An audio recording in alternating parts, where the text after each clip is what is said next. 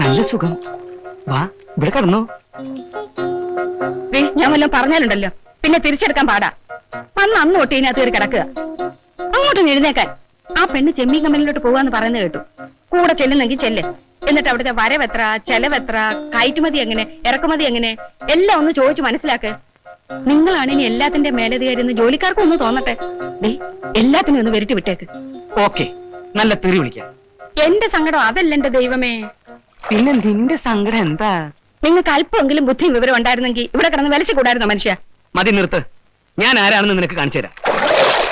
എന്റെ ഈശ്വര, ഒരു തുണി എടുത്ത് കൊടുത്തൂടെ മനുഷ്യ? കുഞ്ഞുസേട്ടാ പോവാം. ഇന്ന് എന്തൊക്കെ പ്രോബ്ലംസ് ആണ് ഉണ്ടാവാൻ പോകുന്നത്? ഫാക്ടറി ചെന്നിട്ട് ഞാൻ എന്ത് ചെയ്യാനാ പുന്നൂസേട്ടാ? ആകെ ഒരു ടെൻഷനാ. ആ സ്ഥിരപ്പെടുത്താത്തവന്റെ പേരെന്താ? എന്താ? പാത്രസാരഥിയോ? പാത്രസാരഥിയല്ല, പാർത്ഥസാരഥി. എന്നെ കണ്ടാവും ബഹളം ഉണ്ടാക്കും. അവനെ ഞാൻ നോക്കിക്കോളാം. ആഹാ, നിർത്ത് നിർത്ത്. നിക്കുമോളെ. മോള് കുറച്ചങ്ങനെ നീങ്ങിരുന്നേ. എവിടേക്കാ? നിങ്ങൾ എങ്ങോട്ടാ? ഞങ്ങള് തീരുമാനിച്ചില്ല. നിങ്ങൾ എവിടേക്കാണ് തീരുമാനിച്ച അവിടേക്ക് തന്നെ ഞാനും. മോളെ കുറച്ചങ്ങനെ നീങ്ങിരുന്നേ. എടോ, വണ്ടിന്റെ ഉള്ളു തുടച്ചിട്ടുണ്ടോ? ഇല്ല. അയ്യേ, ഷർട്ട് മുഴുവൻ ചീത്തയാവും. വൈകിട്ട് അവര് വിരിച്ചിരുന്നു. നല്ലോണം കാണത്തക്ക രീതിക്ക് വിരിക്കട്ടോ. മക്കളെ ഇച്ചിരി അങ്ങോട്ട് നീങ്ങിയിരുന്നേ. അമ്മാവനോട്ട് ഇരിക്കട്ടെ. ശാന്ത, നീ ഇതിൽ കയറണ്ട. ഞാൻ വന്നാൽ എങ്ങനെയാ ഇവിടുത്തെ കാര്യങ്ങളൊക്കെ ആര് നോക്കും? എടോ ഡ്രൈവറെ, വണ്ടി സൂക്ഷിച്ചോടിക്കണം. വീരമൊക്കെ എന്തെങ്കിലും ബുദ്ധിമുട്ട് വന്നാലുണ്ടല്ലോ. മക്കളെ എല്ലാം അമ്മാവനോട് പറഞ്ഞിട്ടുണ്ട് കേട്ടോ. ശാന്തേ, ബായ്. എല്ലാവരും കേൾക്കാൻ വേണ്ടി പറയാണ്. ശരിയായി ജോലി ചെയ്യാത്തവർ ആരായാലും ശരി, അവരെ ജോലി നിന്ന് പിരിച്ചുവിടും. എല്ലാവരും നന്നായി ജോലി ചെയ്യുന്നുണ്ട് അമ്മാവാ. പിന്നെ ചെമ്മീൻ കമ്പനി എന്നൊക്കെ പറഞ്ഞ് എന്നെ പേടിപ്പിക്കണ്ട. ചെമ്മീൻ കമ്പനി കുറെയൊക്കെ ഞാനും കണ്ടിട്ടുള്ളതാ. ചെറിയ ചെമ്മീനാണോ വലിയ ചെമ്മീനാണോ ഇവിടെ നന്നാക്കുന്നതെന്ന് എനിക്കറിയണം. ആരെങ്കിലും കൂട്ടാൻ വെക്കാൻ വീട്ടിലേക്ക് വലിയ ചെമ്മീനോ ചെറിയ ചെമ്മീനോ കൊണ്ടുപോയാൽ അവരെ ജോലിയിൽ നിന്ന് പിരിച്ചുവിടും. അമ്മാവാ, ഒരു കാര്യം ചെയ്യാം. പറയൂ. ആദ്യമായിട്ട് ഇവിടുത്തെ തൊഴിലാളികളെ ഫുള്ളായിട്ട് പിരിച്ചുവിടുക. അതെന്താ വേണ്ടതെന്ന് ആലോചിച്ച് ഞങ്ങൾ തീരുമാനിച്ചോളാം. Good morning uncle. ഇത് ഇയാളാരാ? നമ്മളാരാ? പറഞ്ഞു കൊടുക്കടോ. മീരക്കുഞ്ഞിന്റെ അമ്മാവനാ. മൂപ്പര് ഇവിടുത്തെ തൊഴിലാളികളെ പിരിച്ചുവിടാൻ വന്നതാ അല്ലേ? നിങ്ങളാണോ മാനേജർ? ഇവിടെ എന്തൊക്കെ നടക്കുന്നുണ്ടെന്ന് എനിക്കറിയണം. എത്ര കിലോ ചെമ്മീൻ വാങ്ങുന്നുണ്ട്, എത്ര കിലോ ചെമ്മീൻ വിൽക്കുന്നുണ്ട്, എല്ലാം എഴുതി വെക്കലേ. ഓ പൊന്നൂസ്, ഈ ചെമ്മീൻ നന്നാക്കുന്ന സ്ഥലം എവിടെയാണ്? അതവിടെ താഴെയാണ്. എന്നാ അവിടേക്ക് കൊണ്ടുപോകണം. ഇവിടുത്തെ കഴിഞ്ഞു.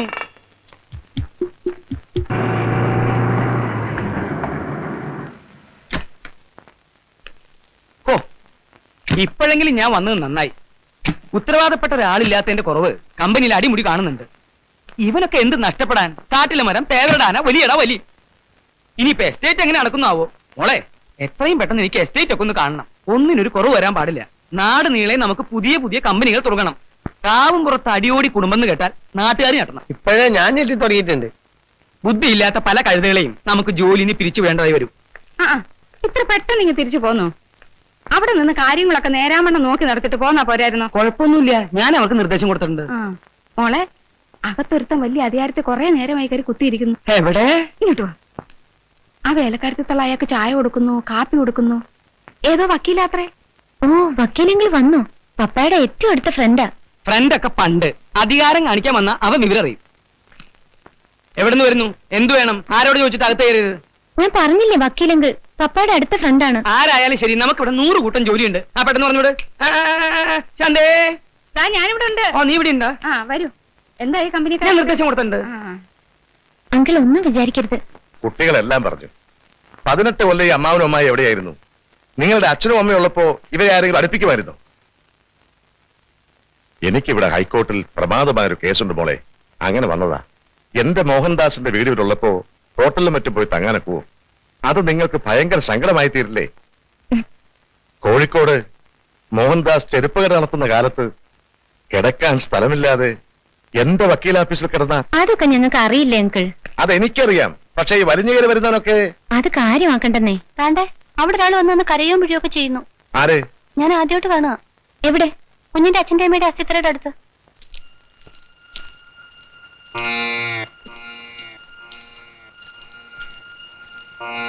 ഇവിടെ ആരും കാണാനില്ലല്ലോ. ഇവിടെ ഉണ്ടായിരുന്നു, ഞാൻ കണ്ടതാ.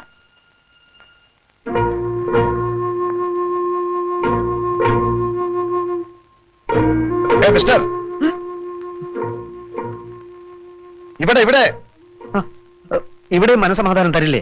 ഇവിടെയും മനസമാധാനം തരില്ലെന്ന് ചോദിച്ചാൽ ഞങ്ങൾ നേരത്തെ തനിക്ക് മനസമാധാനം തരാത്തവരാണെന്ന് തോന്നുമല്ലോ.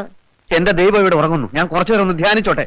അയ്യോ ഇത് വല്ല കാവ അമ്പലം എന്ന് വിചാരിച്ചിട്ടാ. ഇതേ ദേ ഈ കുട്ടികളുടെ സ്ഥല. ആരുടെ സ്ഥലമാണെന്ന് ഞാൻ ചോദിച്ചില്ലല്ലോ. സാറേ ഇവിടെ അമ്പലും ദൈവമൊന്നുമില്ല.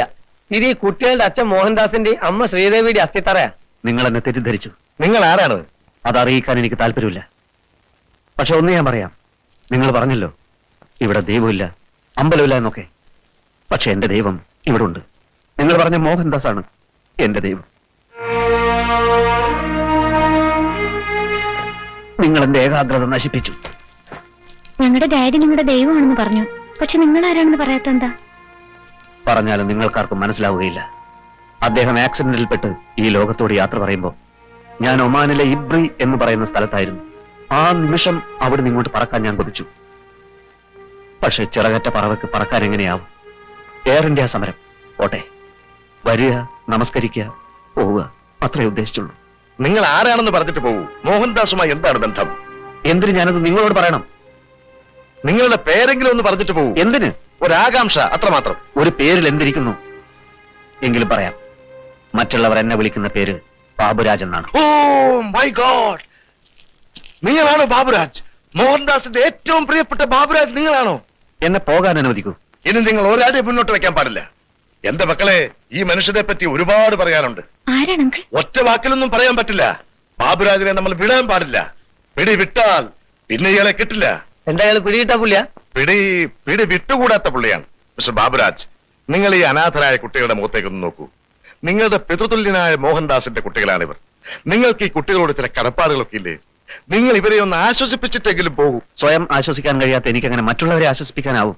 പ്ലീസ് മിസ്റ്റർ ബാബുരാജ്, ഈ കുട്ടികൾക്ക് വേണ്ടി ഞാൻ നിങ്ങളോട് യാചിക്കുകയാണ്. ഓക്കെ, അല്പസമയത്തേക്ക് മാത്രം. Thank you, thank you. മോളെ, ഞാൻ ചോദിക്കുന്നത് വേറൊന്നുമല്ല.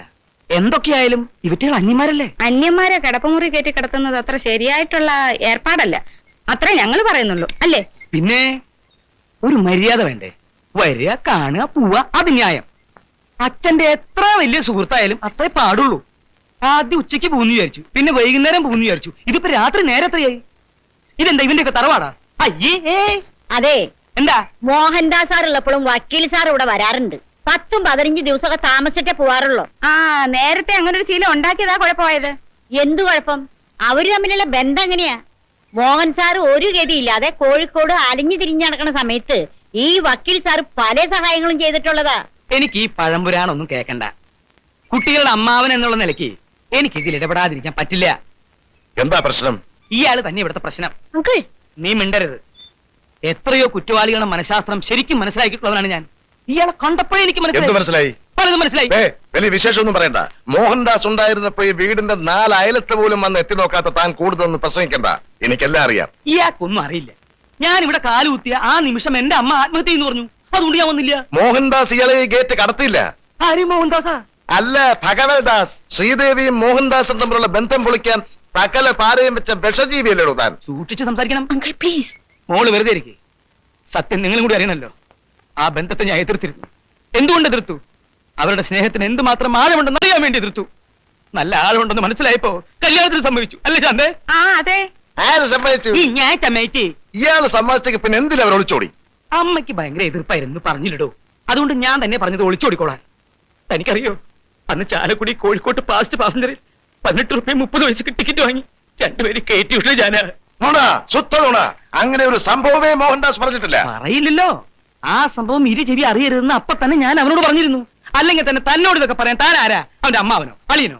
ഞാൻ ആരാണ് തനിക്ക് പിന്നീട് മനസ്സിലാകും. താൻ തന്റെ പെങ്ങളെ തട്ടിക്കൊണ്ട് പോയെന്ന് പറഞ്ഞ് കോടതിയിൽ ഹേബിയസ് കോർപ്പസ് കേസ് കൊടുത്തില്ലേടോ? എന്ത് ഹേബിയസ് കോർപ്പസ്? ആ, ഇതൊക്കെയാണ് തെറ്റിദ്ധാരണ എന്ന് പറയുന്നത്. മോളെ, ഞാൻ കോടതിയെ സമീപിച്ചത് ശരിയാ. എന്തിനാന്നറിയോ? അവർക്ക് പോലീസ് സംരക്ഷണത്തോടെ കല്യാണം നടത്തി കൊടുക്കണമെന്ന് പറഞ്ഞു.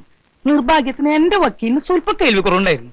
ഞാൻ പോലീസ് സംരക്ഷണം എന്ന് പറഞ്ഞത് അയാൾ കേട്ടത് ഹേബിയസ് കോർപ്പസ് എന്നാ. അതെങ്ങനെയാ? ഇതുപോലത്തെ വക്കീൽമാരല്ലേ?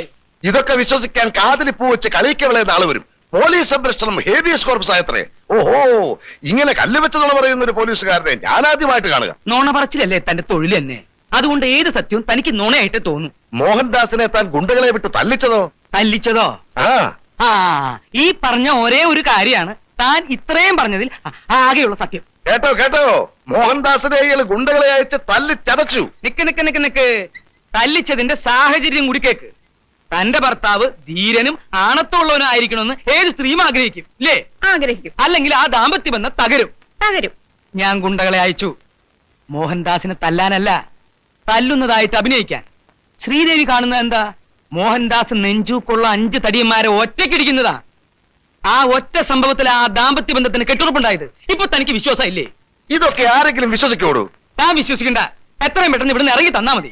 വക്കീലങ്ങളിനെ ഇവിടുന്ന് ഇറക്കി വിടാനോ? ശരി, ഇയാള് നാളെ പോയിക്കോട്ടെ. മറ്റവനാരാ? അവനെ ഈ നിമിഷം ഇവിടുന്ന് ഇറക്കി വിടണം. അവനൊരു കള്ള തിരുമാരിയാണെന്ന് എനിക്ക് അവനെ കണ്ടപ്പോഴേ മനസ്സിലായി. അവനെ പറഞ്ഞയക്കുന്നോ അതോ ഞാൻ അവനെ കയറ്റി പിടിച്ച് വെളി തള്ളണോ? തള്ളിക്കോ, പക്ഷേ അതിന്റെ പ്രത്യാഘാതങ്ങൾ കടുത്തതായിരിക്കും. അവൻ ആരാ? ഈ വീടുമായിട്ട് അവൻ എന്താ ബന്ധം? ഒരു ബന്ധമില്ല. എന്നെ ചൊല്ലി ആരും വഴക്കടിക്കണ്ട. ഞാൻ പോവുകയാണ്. മിസ്റ്റർ ബാബുരാജ്, എന്താണിത്? എന്നെ നിങ്ങൾ അതിഥിയായി ക്ഷണിച്ചിരുത്തി ഇപ്പോൾ അന്യനാക്കി അപമാനിക്കാൻ നോക്കുന്നു. ഞാൻ എന്നും അന്യനായിരുന്നു. അനാഥ മന്ദിരത്തിന്റെ ഏകാന്ത വരാന്തകളിൽ, തവളകളെ കീറിമുറിക്കുന്ന ബയോളജി ലാബുകളിൽ, എന്നും എവിടെയും അന്യൻ. മോഹൻദാസ് സാർ എനിക്ക് സ്നേഹം തന്നു. അദ്ദേഹത്തിന്റെ സ്വന്തക്കാർ ഇപ്പോൾ എനിക്ക് വിദ്വേഷം തരുന്നു. ഞാൻ പോകുന്നതാണ് നല്ലത്. നിൽക്കൂ മിസ്റ്റർ ബാബുരാജ്. മിസ്റ്റർ ബാബുരാജിന്റെ മനസ്സ് നൊന്താൽ ദാ അവിടെ നിന്ന് മോഹൻദാസിന്റെ ആത്മാവത് കാണും, ഞെട്ടും. ആ ആത്മാവ് നിങ്ങൾക്കാർക്കും മാപ്പ് തരില്ല. മിസ്റ്റർ ബാബുരാജ്, ഞാനാണ് പറയുന്നത്. നിങ്ങൾ പോകരുത്. വരൂ, വരൂ, വരാൻ.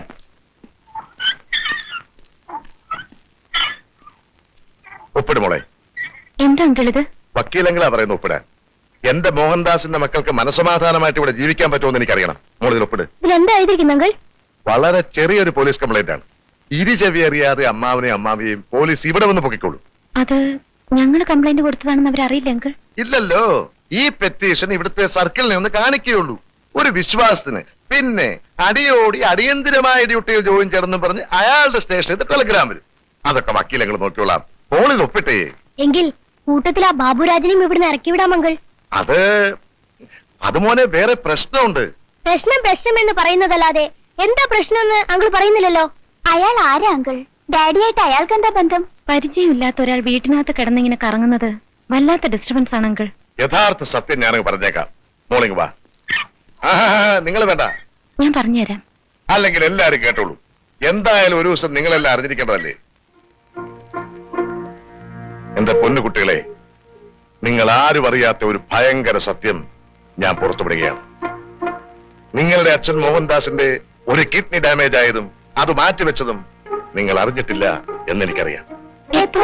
ശ്രീദേവിയും നിങ്ങളും ഭയപ്പെടുമെന്ന് കരുതി മോഹൻദാസ് പറയാതിരുന്നതാ. കോഴിക്കോട് വെച്ചായിരുന്നു ട്രാൻസ്പ്ലാന്റിംഗ്. മരിച്ചു പോകുമെന്ന നിലയായിരുന്നു. അനാഥനായ ഈ ബാബുരാജ് ഒരു ചില്ലി കാശ് പോലും വാങ്ങാതെ അയാളുടെ ഒരു കിഡ്നി മോഹൻദാസിന് കൊടുത്തു. പക്ഷേ മോഹൻദാസ് അഭിമാനിയായിരുന്നല്ലോ. അയാൾ അന്നേ മനസ്സിലെന്തോ കണ്ടിരുന്നു. അനാഥനായ ബാബുരാജിനെ മോഹൻദാസ് പഠിപ്പിച്ചു, ബാംഗ്ലൂരിൽ ഒരു ജോലി വാങ്ങിക്കൊടുത്തു. ഇനിയാണ് ശരിക്കുള്ള സത്യം ഞാൻ പറയാൻ പോകുന്നത്. തന്റെ മകൾ മീരയെ ബാബുരാജിനെ കൊണ്ട് കല്യാണം കഴിപ്പിക്കണമെന്നായിരുന്നു മോഹൻദാസിന്റെ ഉദ്ദേശം. സരൽ സ്വഭാവിയായ ബാബുരാജാണ് തന്റെ മകളെ കെട്ടുക എന്ന് മോഹൻദാസ് എന്നോട് പറഞ്ഞിരുന്നു. ബാബുരാജിനും അതറിയാം. പാവം മോഹൻദാസ് ആഗ്രഹം സാധിക്കാതെ അവൻ ഈ ലോകത്തു നിന്നും പോയി. മീര ചേച്ചിയെ കെട്ടാൻ ഡാഡി ഇതുപോലെ ഒരാളെ കണ്ടുപിടിക്കുമെന്ന് വിശ്വസിക്കാൻ വയ്യങ്കിൾ. വെറും കറമ്പൻ, പൊക്കമില്ല, കാണാനും ഭംഗിയില്ല, സ്മാർട്ട്നെസ് 1% പോലും ഇല്ല.